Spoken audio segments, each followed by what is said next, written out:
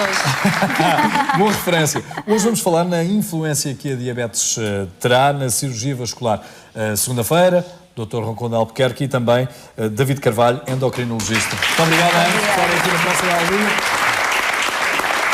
Eu diria que é uma evidência. Exatamente. Nós já temos aqui falado sobre a diabetes, sobre o pé diabético, o pé do diabético e da importância que isso tem, principalmente nos doentes que vão para o hospital para se tratarem. Isso nós temos já aqui referido que há realmente uma necessidade de uma interdisciplinaridade. É preciso a cooperação de outros médicos para tratarem dos nossos doentes que são graves, estes, principalmente os diabéticos, que levam a amputações. Nós podemos dizer que em 2008 nós fizemos 1.600 amputações no serviço, dos quais 900 foram amputações major. Que esta situação de, membros inferiores. Dos membros inferiores, amputações major, 900, portanto, nós podemos dizer que é das cirurgias que nós mais, infelizmente, fazemos. E por isso é preciso combater este drama das amputações. E combater como? Corrigindo, porque nós podemos dizer que dentro do internamento nosso, 2/3 deles são diabéticos. E diabéticos merecem-nos muito respeito e um tratamento adequado. Por isso, nós temos, para além da, como nós já nas outras ocasiões já referimos, que precisamos de médicos para combater a dor. Na verdade, falamos aqui, nós temos aqui necessidade urgente de combater este problema o drama da diabetes, trazendo diariamente os nossos colegas da endocrinologia, cujo diretor é o professor David Carvalho, aqui presente, que hoje tive muito gosto em o convidar para aqui estar, para nos dizer que realmente só o combate diário do excesso de glicémia, portanto, do excesso de açúcar no sangue, que é preciso saber que realmente é preciso nós tem a impressão que é o seu, doutor. Sim, não faz mal. É só pôr o silêncio. Já está. Fica com o problema resolvido. Já está. Portanto, é preciso combater e para isso nós temos os nossos médicos, os nossos endocrinologistas que diariamente visitam o nosso serviço e vão a cada um destes doentes. E só a partir daí é que nós depois propomos as cirurgias e propomos o tratamento que é devido. E para combatermos o pé diabético que leva a estas amputações. Portanto, eu faria vamos ver uma referência a isto, a este trabalho. O primeiro dos dois que prepararam, exatamente. Para falarmos sobre este tema, nós podemos dizer, portanto, esta interdisciplinaridade que nós exigimos no nosso serviço para que realmente esses nossos doentes sejam bem tratados. Portanto, nós vamos passar, podíamos passar. O próximo, por favor. Nós sabemos que estes doentes são doentes com aterosclerose e a diabetes, quando não tratada, quando não tratada, acelera a evolução desta doença. Portanto, esta doença que atinge todos os órgãos, portanto, quer o coração, o cérebro, os membros, na verdade, se esses doentes forem diabéticos e não tratados, essa doença evolui de uma forma drástica e leva à amputação. Pode passar? Portanto, o pé diabético, que é o resultado desta situação e as suas complicações, representam realmente um desafio médico, social e económico para os sistemas de saúde, necessitando de uma intervenção agressiva por parte de uma equipe multidisciplinar para evitar a fatalidade que é a amputação. Pode passar? Nós vemos estes doentes diariamente, estes doentes muitas vezes que nos vêm de um momento para o outro à urgência e é preciso tratá-los imediatamente. Muitos deles com o pé chamado pé neuropático, nós temos que atuar imediatamente porque têm maior facilidade de disseminação da sua infecção, porque eles não sentem muitas vezes o seu pé e a sua infecção não tem dor. É uma das referências que recordo, é muito assintomático. E é preciso tratá-los. O controle da glicemia deve ser rigoroso e persistente. quer no domicílio, quer numa unidade hospitalar. É o programa de prevenção primária destinado aos cuidados a ter com o pé-diabetes diminui significativamente a percentagem de complicações como a ulceração, a infecção e a amputação major. Portanto, é a partir daqui desta interdisciplinaridade que passaria a palavra ao professor David Carvalho, que nos vai expor de que modo é que isto Doutor, é feito. Estamos principalmente a falar de uma população já com alguma idade, mas a prevalência tem-se aproximado de idades mais jovens? Exatamente. A prevalência da diabetes tem vindo a aumentar e particularmente na faixa etária dos 20 aos 50 anos, nós começamos a ter o maior número de doentes diabéticos, particularmente porque no caso da chamada diabetes tipo 2, se associa à obesidade e o aumento da prevalência da obesidade implica, aliás até há quem diga que são as epidemias gêmeas, epidemia da obesidade e da diabetes. E a incidência é maior no género masculino? Digamos, é maior nos indivíduos. Foi recentemente publicado um estudo, até podíamos ver o primeiro diapositivo que eu tenho aí os dados. Pode levantar-se então, se fizer favor. Temos aí precisamente os dados. Nós temos 11,7% na população total e temos 14,2% nos indivíduos de sexo masculino. Só para termos todos uma ideia, 11,7% da população total é 1 milhão de pessoas. É, cerca de 1 milhão de doentes diabéticos e o mais impressionante de tudo é que neste estudo 50% não estavam, cerca de 50% não estavam diagnosticados e foram diagnosticados quando foram chamados para realizar análises. Não é? Isto é de facto uma situação dramática e eu já agora chamava a atenção um aspecto particular. Infelizmente, na zona norte do país e na zona do Porto, é das áreas do país onde temos maior número de doentes por diagnosticar. Sim. Portanto, é fundamental intervir nisto. Fazer um rastreio, não é? Exatamente.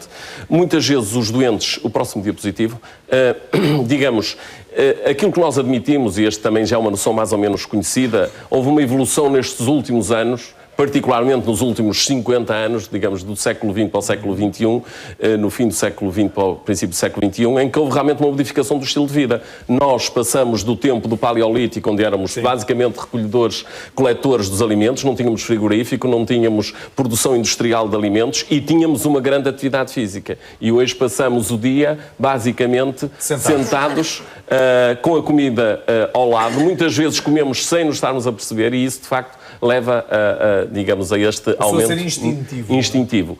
Os doentes, próximo diapositivo, os doentes podem muitas vezes, como vimos, a maior parte das vezes a situação é assintomática, as pessoas não sabem que têm a doença, mas às vezes têm sintomas como o cansaço, às vezes têm muita sede, podem ter um aumento do apetite. Curiosamente, algumas vezes as pessoas têm emagrecimento, podem ter problemas urinários, mas há outros problemas, sei lá, desde problemas, por exemplo, de disfunção sexual ou, por exemplo, o aparecimento de vaginites micóticas, no caso das senhoras terem corrimentos, e que podem ser só expressão, portanto, devem procurar um médico de família que tem um papel, porque, como o professor Roncon dizia, o mais importante não é tratar naquela fase, é prevenir numa fase inicial. Doutor, há aqui uma série de fatores, de sintomas que são também comuns a outras patologias e que podem confundir os nossos telespectadores. Sim. Porque estamos aqui também dentro de um quadro de sintomas que se associam muito ao stress.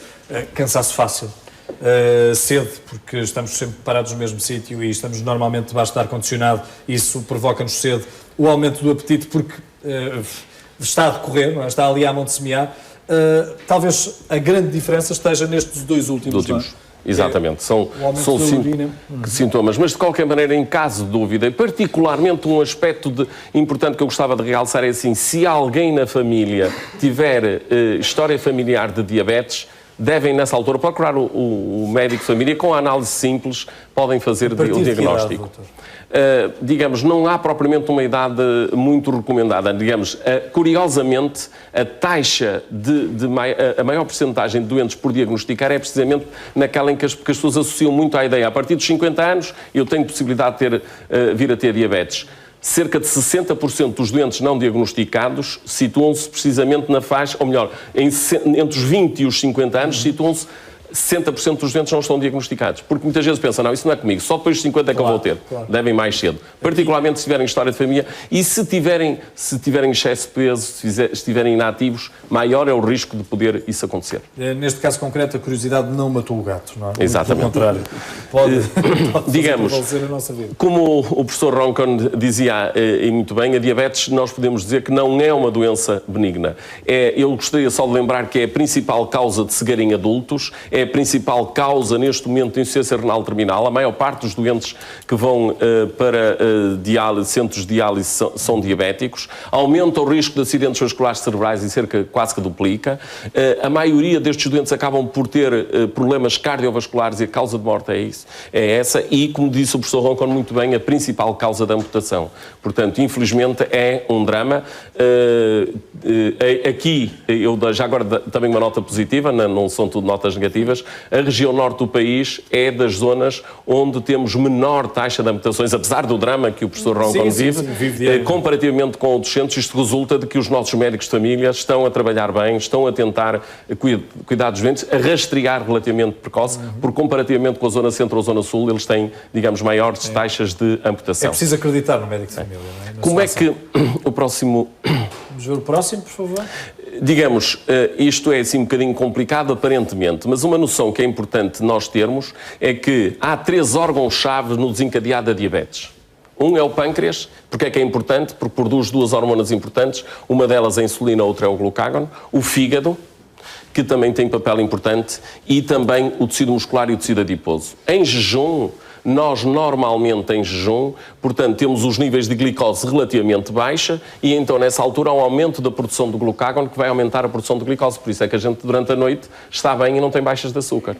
O problema é que muitas vezes no período pós-prandial, em vez de haver uma boa estimulação da secreção de insulina, habitualmente esta secreção de insulina é insuficiente e o indivíduo começa a ter o açúcar relativamente elevado, começa a ter hiperglicemia. Pode trocar por miúdos pós-prandial para os nossos telespectadores entenderem. Toda a razão. Após as refeições, portanto isto é o período em jejum, após as refeições, quando ingerimos alimentos, esses alimentos vão estimular a produção de insulina. Se o pâncreas, este tal órgão que temos aqui no tubo digestivo e que as pessoas, digamos, aqui na região norte costumam chamar por moleja e que comem nos arroz de miúdos com moleja, o pâncreas produz, digamos, tem umas pequeninas células que produzem insulina que promove a entrada do açúcar para dentro do músculo e do tecido adiposo. Se não houver insulina, isso não se acontece. Nos doentes diabéticos, o próximo, precisamente há, digamos, uma disfunção da insulina e um aumento do glucágono, aumento da produção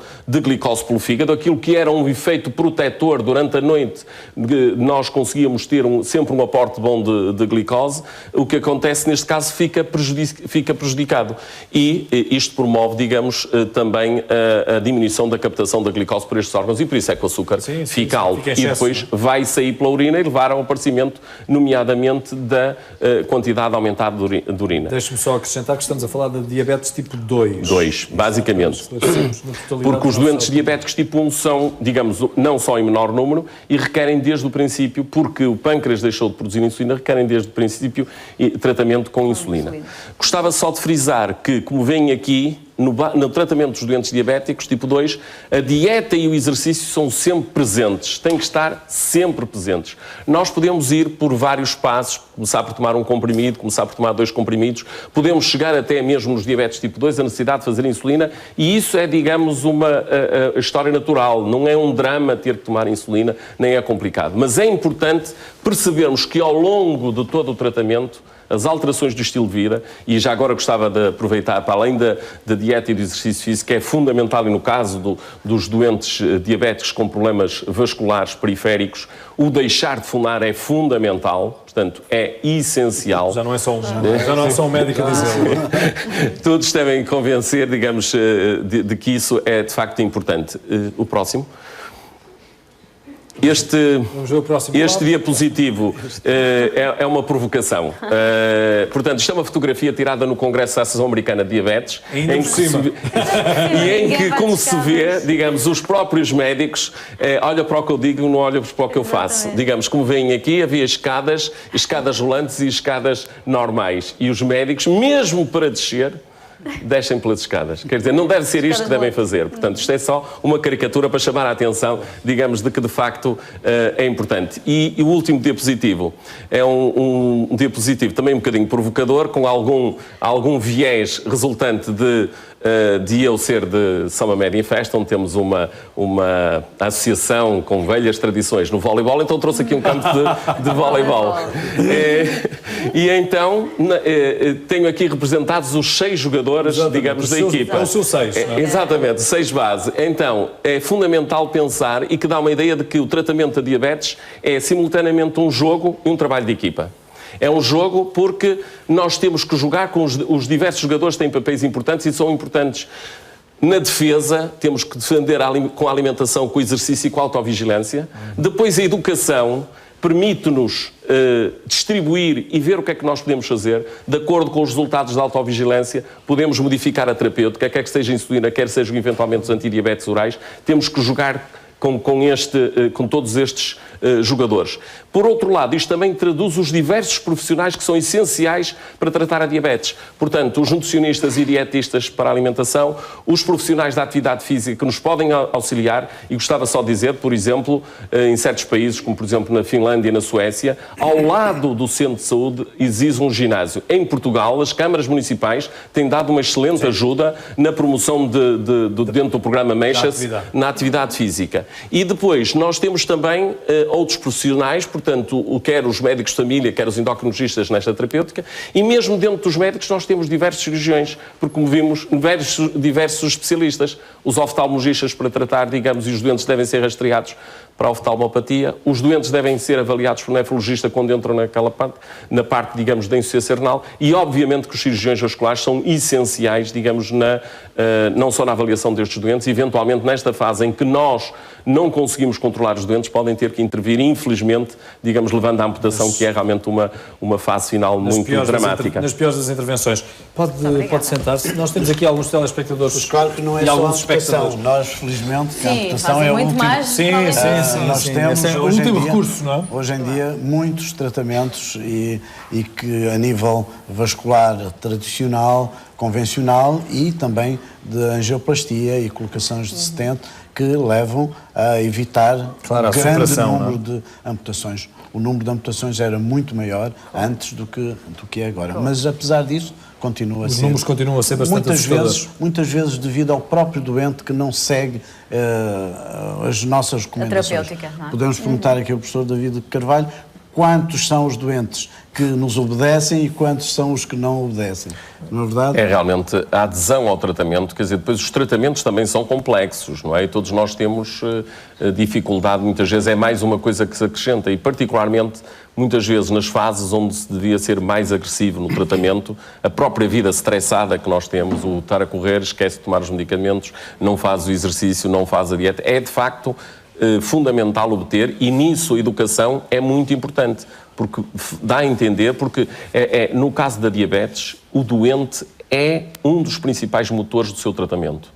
E, portanto, se ele não estiver bem educado, se ele não souber lidar com estas diversas modalidades, tem alguma dificuldade. Não chega só a saber a que horas começa a Praça da Alegria e a novela da noite. Também é preciso saber a que horas é que tem que se tomar. Vamos às perguntas do nosso público. Américo Silva, o primeiro. Olá, bom dia. A pergunta era a seguinte: a minha mãe é diabética e recentemente surgiu uma ferida no pé. Gostaria de saber se tem que consultar algum cirurgião vascular e aonde, Sr. Doutor? Muito bem, essa pergunta posso eu responder. Se a mãe nunca foi a nenhum cirurgião vascular, se nunca foi ao médico, em primeiro lugar tem que se dirigir ao seu centro de saúde. No centro de saúde, o seu médico de saúde de família será o principal responsável pela triagem desta doença. Essa doença deve ser observada por um cirurgião vascular. Mas isso não há melhor que o médico de família para levar a sua mãe e dirigir-se, portanto, a um hospital onde existe a cirurgia vascular. Aqui, portanto, na região norte temos vários centros. O senhor onde é que vive? Estou a viver em Valongo. Em Valongo, portanto, o Hospital de São João, claro, precisamente no serviço, nosso serviço de cirurgia vascular. Ok, muito agradecido, sim. Talvez desse só uma nota. Eu chamaria a atenção de que também aqui entra a equipa de saúde, nomeadamente os profissionais, outros profissionais, nomeadamente os seres enfermeiros, mas também muitas vezes colaboram podólogos nesta avaliação. E chamava a atenção de que agora, digamos, uma das medidas que provavelmente contribuiu um pouco para a redução destes problemas resultou da existência, muitas vezes, a nível de cuidados de saúde primários, portanto, a nível dos centros de saúde, haverem equipas que se dedicam à observação do pé e numa fase muito precoce como essa, ou até antes disso acontecer, rastrear, ver se o doente já tem condições para isso aparecer, se tem, por exemplo, alterações da sensibilidade que facilitam que ele nem se aperceba que está a magoar o pé e que vai aparecer a ferida, serem avaliados antes e dizer, cuidado, o senhor tem risco de por isso acontecer e, portanto, prevenir até o aparecimento dessa ferida. Agora que a tem que se dirigir lá e depois eles encaminharão. Portanto, aquilo que eu lhe quero dizer é o seguinte, se a sua mãe é diabética e tem uma ferida, tem 2 motivos major para realmente ter a possibilidade de ter uma situação grave e que deve ser tratada com muita precocidade. Cecília Obrigado. Castro. Perguntar se o diabetes, sei que a diabetes ataca frequentemente os olhos, o que é que deve fazer para prevenir? De facto, a diabetes é a principal causa de cegueira no mundo ocidental.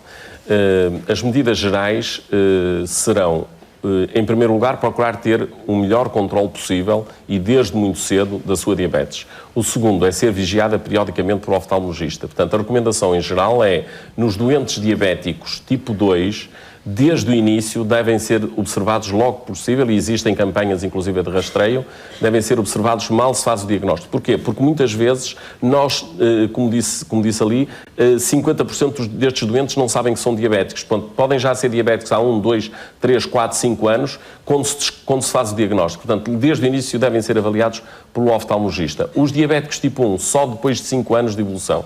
Habitualmente a recomendação é no sentido de irem uma vez por ano ao oftalmologista e serem avaliados e obviamente depois serão orientados de acordo com... Obrigada. Só uma chamada de atenção para lhe explicar que a diabetes ataca os vasos e os vasos mais pequeninos. Os vasos da retina, chama-se microangiopatia diabética.